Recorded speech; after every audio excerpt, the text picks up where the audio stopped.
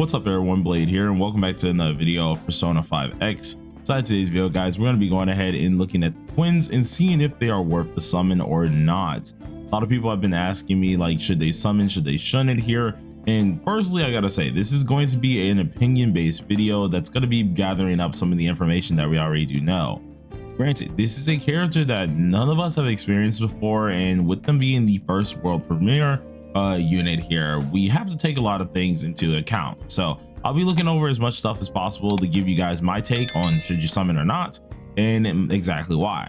If you guys are interested in this, be sure to sit back, relax, and enjoy the video. Hit that like button, hit the subscribe button. But before we get into this, be sure to look at this. Before we continue with the video, be sure to support my channel by clicking the link in the description and starting a new Raid Shadow Legends account. You'll also get $200 worth of free goodies, a legendary champion, as well as 4 awesome epics as you level up. Make sure to use the code Desert Queen as well to get another legendary if you want to, and this helps out not only just me but the channel a lot, so be sure to click that link and join me in Raid now. All right, with that out the way, guys, remember, please do check that down below. It really does mean a lot to me, especially with this collaboration that I'm having with them. So it would mean a lot if you guys check out the game. But let's get straight into the video. So for this one here, we're going to take a look at Twitter. And the main reason for this is because with all the questions I've had about if they're worth it or not, it has kind of stemmed from them being a jack of all trades character.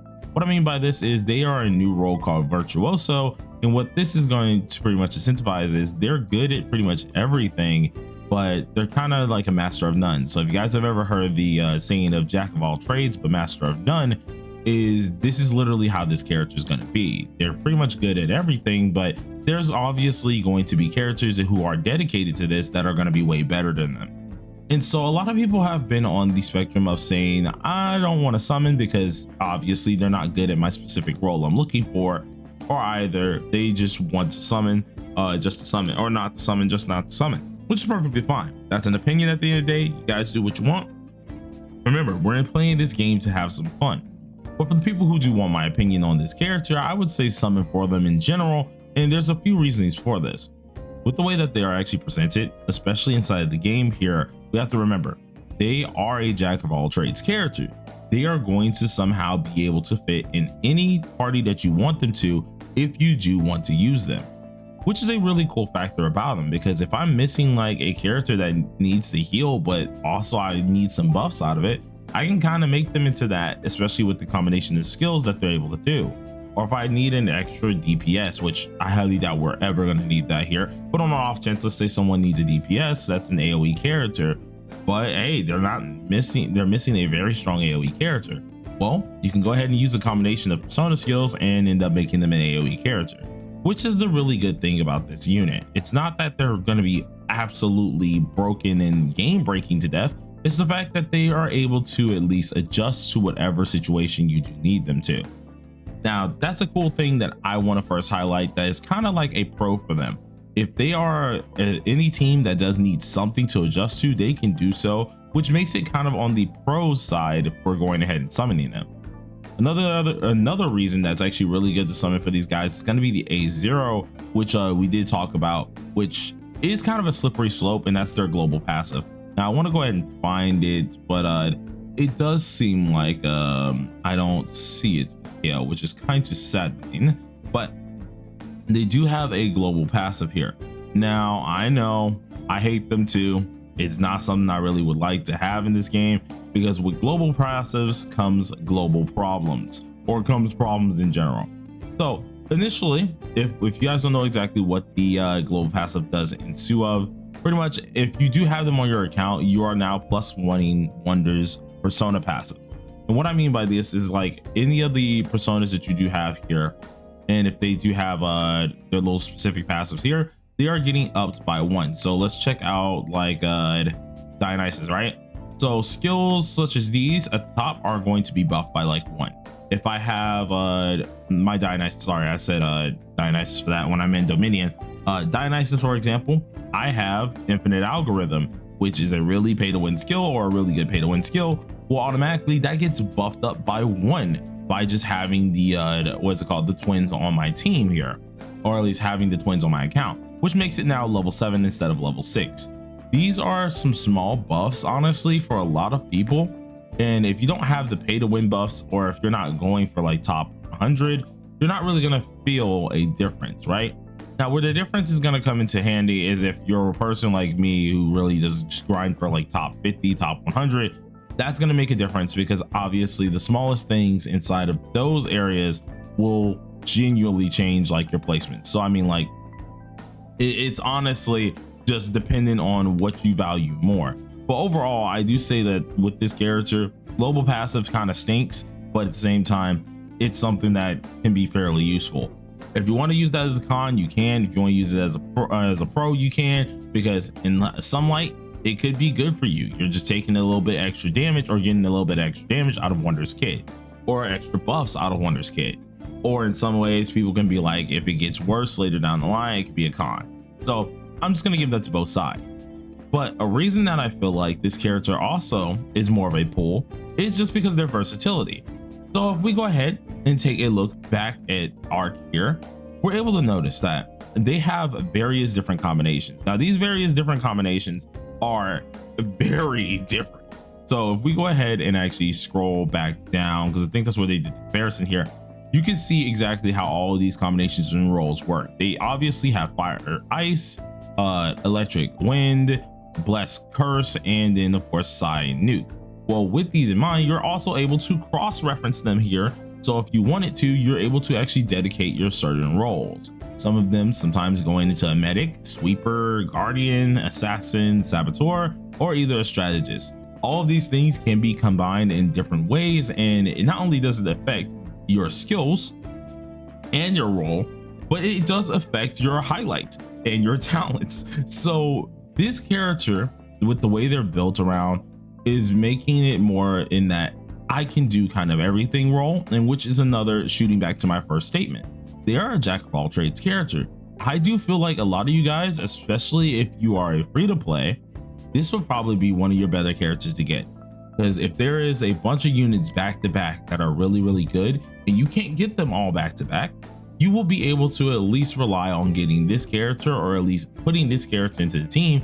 They may not be ultra strong, but they're going to do just enough for you to be more of a free slot wherever you do need them. If I'm lacking a debuffer and all of a sudden I all of a sudden have a debuffer. If I'm lacking a buffer that I could not go for and they're pretty darn decent at buffing, I could have the buffer. And then this just goes so on and so forth. So I do feel like this character, it does make a reason to go ahead and pull for them. Obviously, there's going to be people who kind of disagree with it, but I really do feel like a lot of people should really focus on this. Now, going more into the like skills priority, because I know people are like, all right, you're just explaining how this is. What about the skills wise? Is it worth our time pulling because of how much damage they do? And I'm gonna be so real with you guys.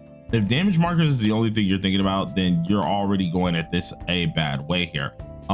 Originally I wanted to show this on Arc, but I see they don't have it on here, so we'll just go ahead and take out Discord itself, because Red Harv luckily did this for us. So let's go ahead and open this up in full view. You guys are looking at my Wonder's beautiful face right now, and let's see if I can get this right. So right here should be it. Boom. Yeah, cool. So if we go ahead and check this right now, we're able to see all the moves and exactly what the heck they freaking do. Just with the combinations up top, and you guys can see exactly which ones go where you can have medic, strategists and stuff. But with the combinations down here, Mask of Mischief and Innocence, or I'll just say Mischief and Innocence, they already have the fire and ice one. This one automatically is helping out your attacks, your attack priority for actually buffing your attack overall. And this is going to be huge because a lot of people who want more attack buffs, you got it. Boom, decent damage, right? Well, then you have things that need like an electric and wind. This immediately is decreasing the party's damage taken, which is also decreasing the damage taken overall with this in general, while restoring your HP. You have a little bit of health restore while also taking down the enemy's defense or damage taken, or our party's damage taken, which is great. There's obviously different ways to use this character that I feel like a lot of you guys are kind of downplaying right now. Yeah, they might not be the best and the best, but they obviously do help a lot. And this isn't even getting into like their major move, which is the third skill being Almighty. Sure, it may not be the strongest skill in the book right now because we don't have numbers, but we are able to see that it can deal a decent bit of damage. That is also just thinking almighty, so it applies to everything anyways. So I mean, like, it's going to be pretty darn nice to use this character. And we didn't even get into the 6 or 4 highlights that you could have immediately. They have 4 different highlights for 4 different situations, making them very optimal in certain different ways whenever you do need them to be. These factors alone, I feel like, is more than enough to really want to pull this character. And I think a lot of you guys should pull this character with current times that we do have and the currency that will be applied. Now, I'm gonna play devil's advocate here, because yes, I thoroughly do believe all free-to-play pays should probably get this character at least one time, but I'm gonna play devil's advocate. So for the people who say this here, what about the characters who are dedicated to this role? They're not gonna outsource them. Obviously not, because in that aspect, yes, why would a person who obviously puts so much time into one thing, who's obviously mastered that one craft, be outscaled by a person who is doing a little bit of everything? You only have so much time in the world to do certain things. So obviously a single character is going to be better, and that can cause you not to summon on these characters. Another thing that can cause you guys not to summon on these characters here is the upcoming characters right here. Checking out your plans, and I know on global specifically, it is a very hard decision here, because global is going to have Howler, they're gonna have Mont Figure Skater, they're gonna have a Howler, they have Zumi, right into Wind Vast. That is a huge lineup. For most people, if they want Mont Figure Skater, that is a line of 4, because usually you're going to be investing into Howler as well to back up Mont Figure Skater with the follow-up damage that she provides. Well, if you're not going for Mont Figure Skater, and you're not going for, that means you're technically not going to be going for Howler, you can just invest into Kazumi. With these characters, yeah, that's a good thing for you guys, but if you're not going to be investing into the next 2 banners, this is more of a pro for you. That means pulling them, it actually does help you out a little bit more. Though if you don't pull them, that's more just stinking rewards that you can have for Win Vast. So I do understand why people don't want to summon for these guys as the pros and cons here, because then that's less materials for your characters that are upcoming afterwards, or that's less materials if you're planning to really hardcore invest into Win Vast as a really OP buffer.